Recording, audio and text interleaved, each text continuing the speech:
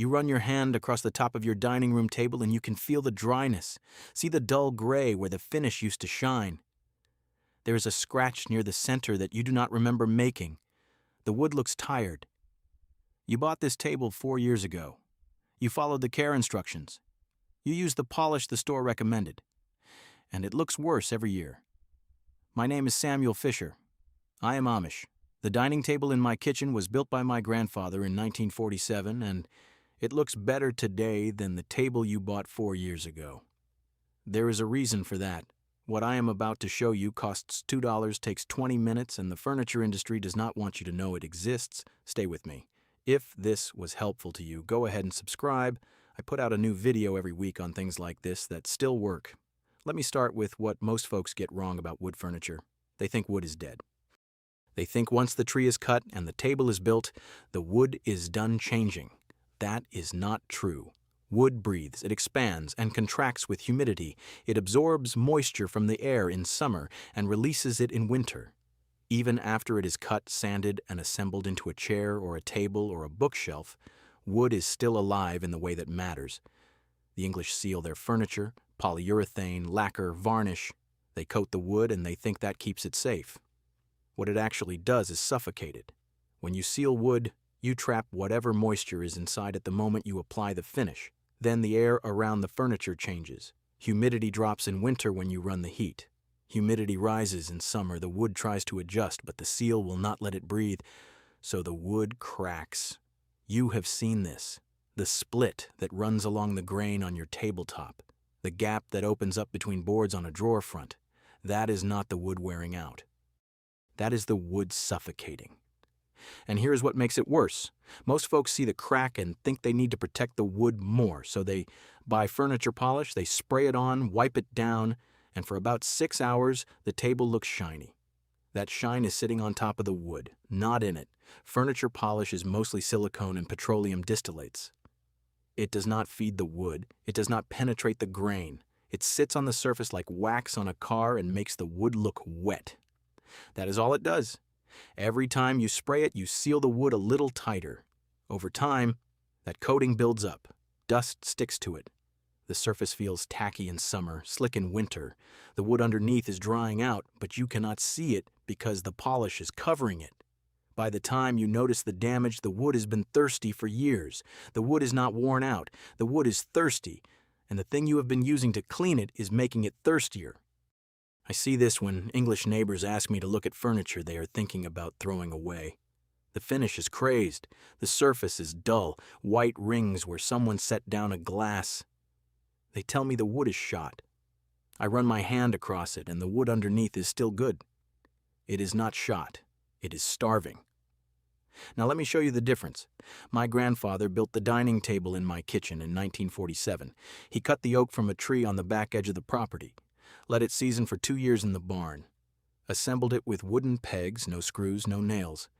He rubbed the surface with a mixture of linseed oil and beeswax, let it cure for a week, and then he and my grandmother sat down to their first meal at it. That table is 77 years old. It seats 10 people. We use it every single day, and every Saturday morning my wife takes a clean rag, dips it in the jar we keep under the sink, and wipes the table down in long strokes following the grain. It takes her about 10 minutes. The wood still glows. The grain is still clear. There are no cracks, no splits, no dull spots. If you ran your hand across it right now, you would feel the wood smooth and warm under your palm. You would see the color deep and rich, like honey in sunlight. Our English neighbors bought a dining set about 15 years ago. Solid oak, the store told them. They followed the care instructions that came in the box. They used the polish the salesman recommended. 3 years ago, they replaced the whole set because the finish was peeling and the tabletop had cracked along the center seam. The table they threw away was younger than some of the leftovers in my refrigerator. That is not a failure of the wood. That is a failure of the method. We do not seal our furniture. We feed it. Because we build furniture to pass down to our grandchildren, we cannot afford to get this wrong. The mixture my wife uses has 3 ingredients. You can buy all of them for less than $5 total, and that supply will last you 5 years. One of those ingredients costs $2 and does most of the work. The other two you probably already have in your kitchen. Before I walk you through the method, I want you to look around the room you are sitting in right now. Look at your furniture, the coffee table, the bookshelf, the desk. If any of it is wood, run your hand across it. Does it feel dry? Does the color look faded? Can you see scratches that were not there a year ago?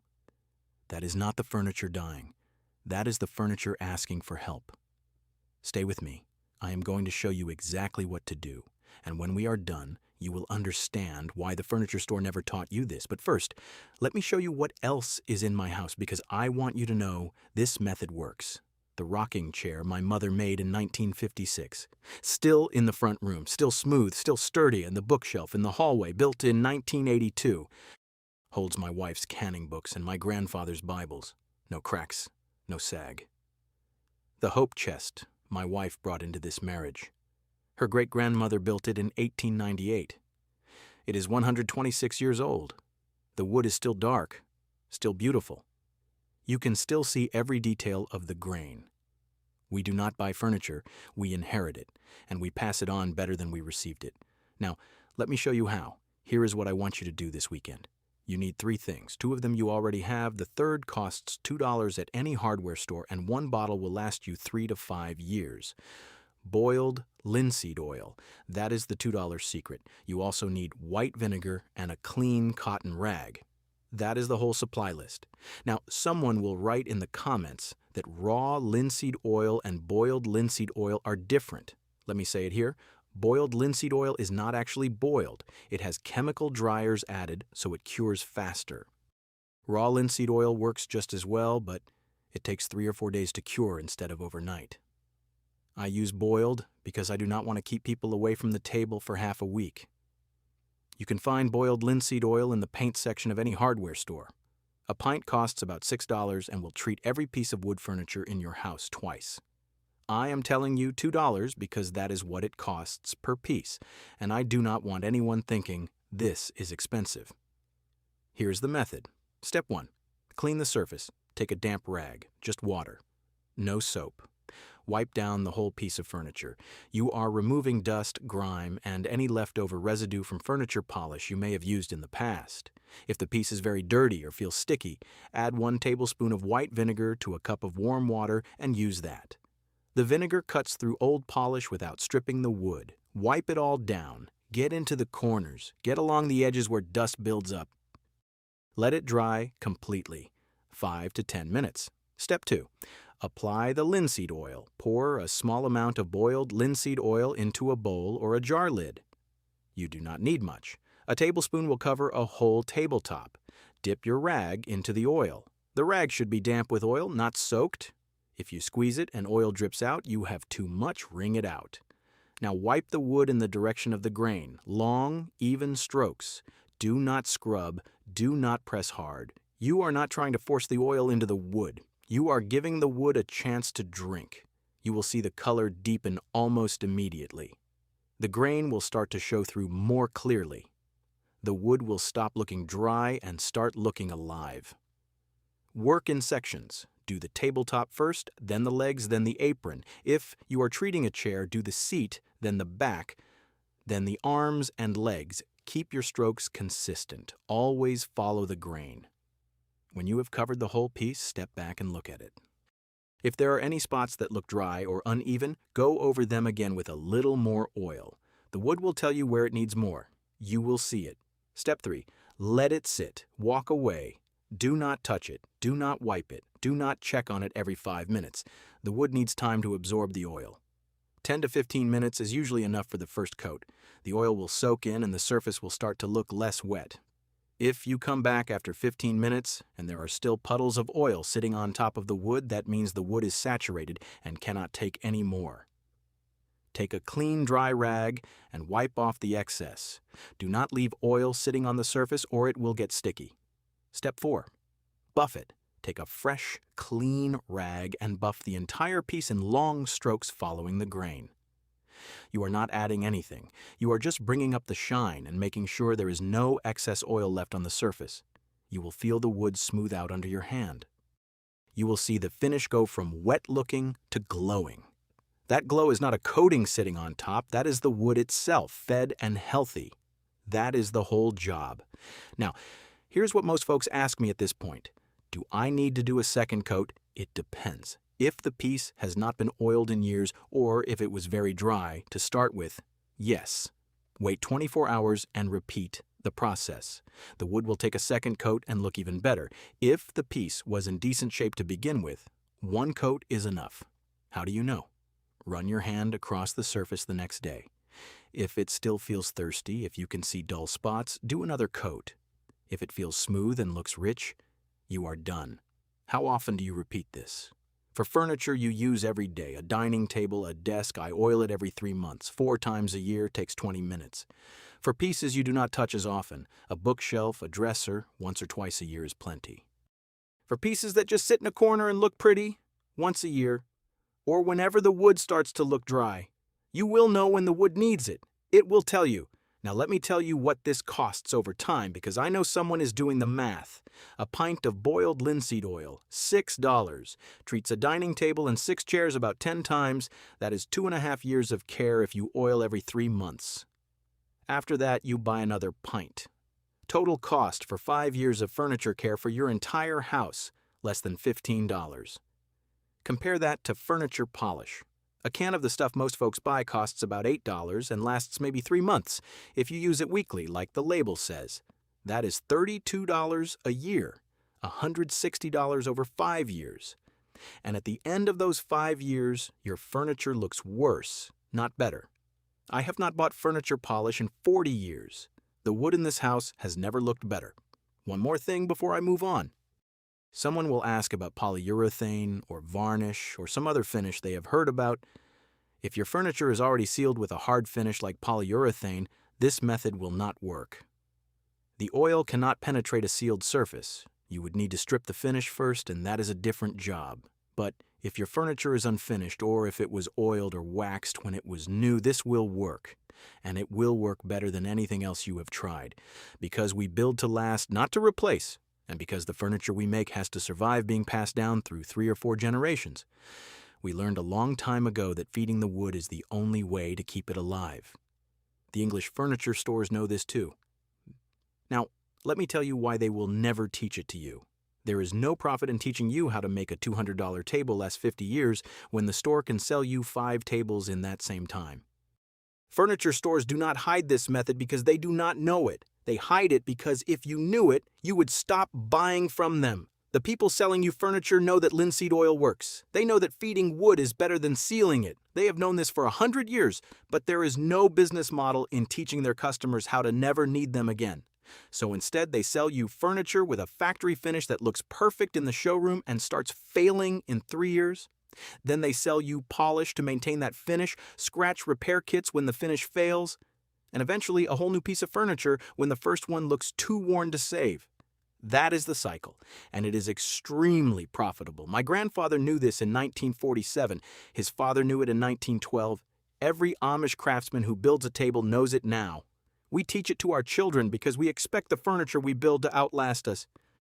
But that knowledge is disappearing in the English world, not because it stopped working, because no one is teaching it. I want you to think about what is sitting in landfills right now. Dining tables that could have lasted 100 years.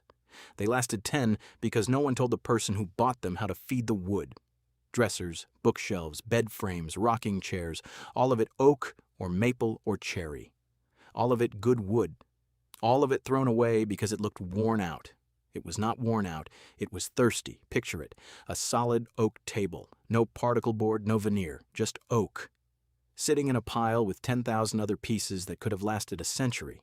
The person who threw it away probably went to the same store and bought a new piece made of particle board with a vinyl finish. And that piece will last maybe 5 years before it starts falling apart. Then they will throw that away, too. We are not teaching our children how to take care of what they have. We are teaching them that when something looks worn, you replace it. That is not stewardship. That is waste. Now, I am not telling you this to make you angry. I am telling you this so you understand what you are up against when you walk into a furniture store. If a salesman tries to sell you a $15 bottle of furniture polish, ask him why it is not just linseed oil. If he does not have an answer, walk away. If he tells you the factory finish is better than oil, ask him how long the finish is guaranteed to last. Then ask him how long an oiled table lasts. If he does not know, walk away. You do not owe him your money. You do not owe him your trust. You owe it to yourself and to the people who will inherit your furniture to take care of what you have. There is something powerful about sitting down to eat at a table your great-grandmother built. There is something powerful about knowing you will pass that table to your grandchildren, and it will still be beautiful. That is what furniture used to mean. Not something you bought and replaced every 10 years, something you built or inherited, cared for, and passed on. We still live that way. And I am telling you that you can too. This weekend, I want you to do two things. First, go find the oldest piece of wood furniture you own. It does not matter if it is a table or a chair or a small shelf your grandmother gave you 20 years ago. Find the piece that means something. Second, spend $2.20 feeding it. Clean it with a damp rag. Wipe it down with linseed oil. Let it sit. Buff it. Then step back and look at it. You will see the grain come back. You will see the color deepen. You will see the piece the way it looked when it was new, or the way it looked when someone who loved it took care of it. And then I want you to come back here and tell me in the comments what you used and how it turned out. Tell me how old the piece is and where it came from. Tell me if you could see the difference. I read every one. If you do not have an old piece of furniture, that is all right. Go to a thrift store or an estate sale and find something solid wood that looks tired. Buy it for $20. Take it home. Feed it. You will be shocked at what it looks like after. And if you have children or grandchildren, bring them into the room while you are doing it. Show them what you are doing. Explain why it works. Let them help you wipe the oil into the grain. Teach them that you do not throw things away just because they look worn. You feed them. You care for them. You bring them back. That is a lesson worth more than any piece of furniture. Remember, the people who built this country with their hands knew that if you take care of what you have, it will take care of you. The wood will outlast all of us. If we let it,